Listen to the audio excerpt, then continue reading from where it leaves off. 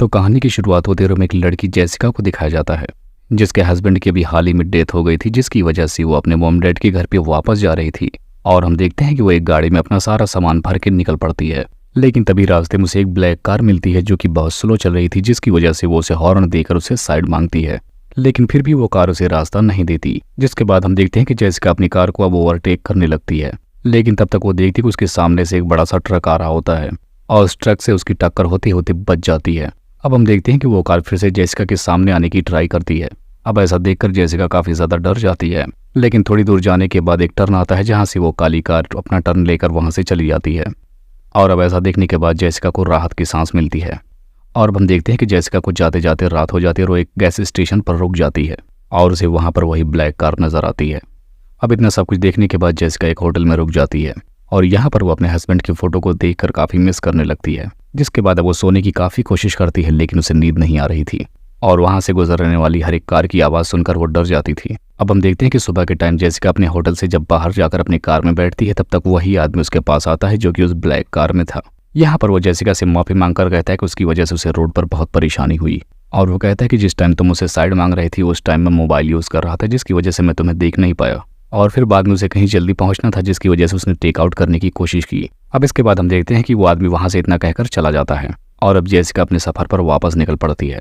अब वहां से जेसिका के काफी आगे निकल जाने के बाद वो आदमी रास्ते में उसे फिर से मिल जाता है और उस आदमी को दोबारा से देखकर फिर से अपने सामने वो फिर घबरा जाती है।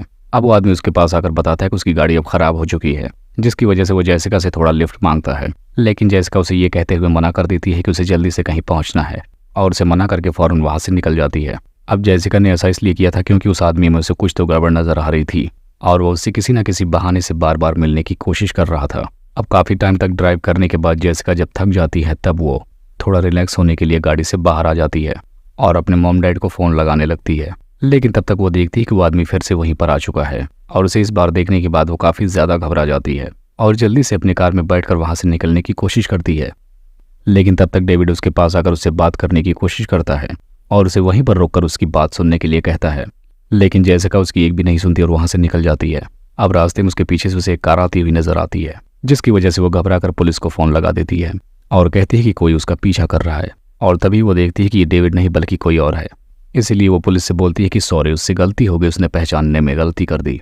लेकिन तब तक उसकी कार का कंट्रोल उससे खोने लगता है, जिसकी वजह से उसकी कार रोड से नीचे आ जाती है और जब वो नीचे उतरकर चेक करती है तब उसके कार के टायर में एक कट नजर आता है। तब तक वो देखती है कि डेविड भी वहां पर आ रहा होता है, इसलिए वहां से फौरन अपनी कार में जाकर बैठ जाती है। लेकिन तब तक डेविड उसके पास आकर उसकी कार का शीशा तोड़ देता है और उसकी कार के अंदर जाकर उसके एक इंजेक्शन लगा देता है, जिसकी वजह से वो बेहोश हो जाती है।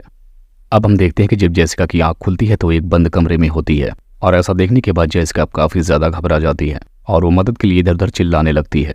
लेकिन वहां पर उसकी आवाज उस आदमी के अलावा कोई और सुनने वाला नहीं था। अब थोड़ी देर बाद डेविड अंदर आता है और उसे अपने सारे कपड़े उतारने के लिए कहने लगता है। लेकिन जेसिका वहां से भागने की कोशिश करती है, जिसके बाद अब डेविड उसे पकड़कर उसे टॉर्चर करने लगता है। जिसके बाद अब वो जेसिका को उसके हस्बैंड की फोटो दिखाता है और फिर एक वीडियो दिखाने के बाद डेविड वहां से चला जाता है। अब अगली सुबह हम देखते हैं कि जेसिका दरवाजे की कील होल से बाहर देखती है और उस तरीके से उसे पता चलता है कि डेविड ने दरवाजे की चाबी वहीं पर छोड़ दी है।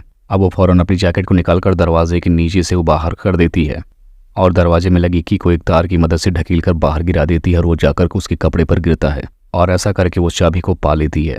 अब जेसिका उस रूम से बाहर निकलकर देखती है कि डेविड भी कहीं से आ रहा होता है, जिसकी वजह से वो वहीं पर छिप जाती है और वहां से भागने के मौके का वेट करने लगती है। अब इधर हम देखते हैं कि उस आदमी डेविड को उसकी वाइफ का फोन आता है, जिसे वो बताता है कि वो एक बिजनेस टूर पर है और वो अपनी वाइफ से जल्दी आने का वादा करता है। अब हम देखते हैं कि डेविड जब जेसिका के रूम में जाने लगता है तो जेसिका मौका पाकर वहां से जंगल की तरफ भागने लगती है और डेविड भी उसे ना पाकर ढूंढने लगता है।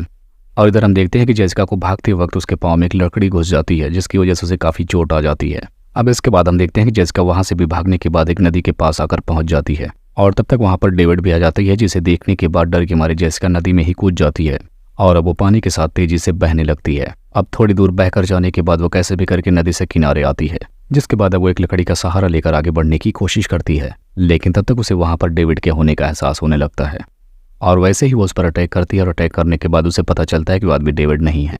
जिसके बाद जेसिका उससे माफी मांगकर उसे सारी कहानी बताती है। जिसके बाद अब वो रॉबर्ट नाम का आदमी उसे अपना फोन देता है ताकि जेसिका पुलिस को फोन करके मदद मांग सके। लेकिन जेसिका ने उसके चेस्ट पर ही वार किया था, जिसकी वजह से उसका फोन भी टूट चुका था। जिसके बाद अब ये दोनों मिलकर यहाँ से निकलने लगते हैं, लेकिन थोड़ा आगे निकलने के बाद उसे पता चलता है कि आगे एक पेड़ गिर जाने की वजह से रास्ता ब्लॉक हो चुका है। जिसके बाद अब ये दोनों कार से निकलकर उस पेड़ को हटाने की कोशिश करते हैं, लेकिन तब तक किसी तरीके से डेविड भी वहां पर आ जाता है और वो रॉबर्ट को बताता है कि वो उसकी सिस्टर है, जिसकी दिमागी हालत ठीक नहीं है, इसलिए वो घर से भाग कर आई है। लेकिन यहाँ पर जेसिका रॉबर्ट को उसकी बातों में ना आने के लिए कहती है, लेकिन तब तक रॉबर्ट को भी जेसिका पर शक होने लगता है।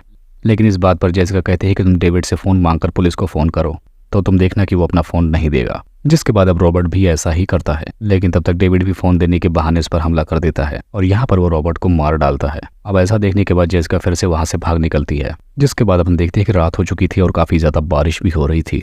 अब हम देखते हैं कि जेसिका फिर से अगली सुबह उस जंगल से निकलने की कोशिश कर रही थी, लेकिन तब तक उसे अपने सामने डेविड दिख जाता है, जो कि रॉबर्ट की बॉडी को ठिकाने लगा रहा था। अब जेसिका डेविड की कार लेकर वहाँ से निकलने की कोशिश करती है, लेकिन उस कार में चाबी ही नहीं थी। लेकिन तब तक उसे कार में डेविड का फ़ोन मिल जाता है और डेविड भी अब कार की तरफ ही आ रहा था, इसीलिए वो कार की पिछली साइड में जाकर छिप जाती है और वहाँ जाने के बाद पुलिस को कॉल करती है और वो हल्की आवाज़ में इस कार को ट्रेस करने के लिए कहती है।